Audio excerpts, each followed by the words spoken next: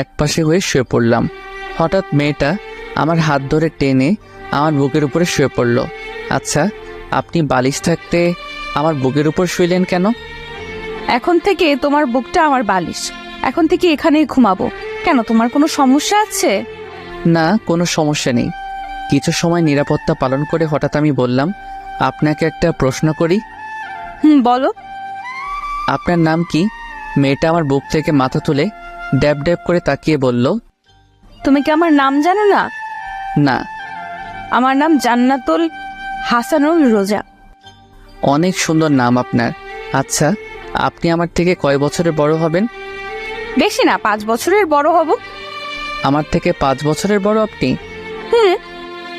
আচ্ছা, আপনি কি কখনো রিলেশন করেননি? না, ইসলাম ধর্মে বলা হয়েছে প্রত্যেক মেয়ের উচিত শুধু তার স্বামীকে ভালোবাসার। তাই আমি কোনো রিলেশনে জড়াইনি। আর একটা কথা,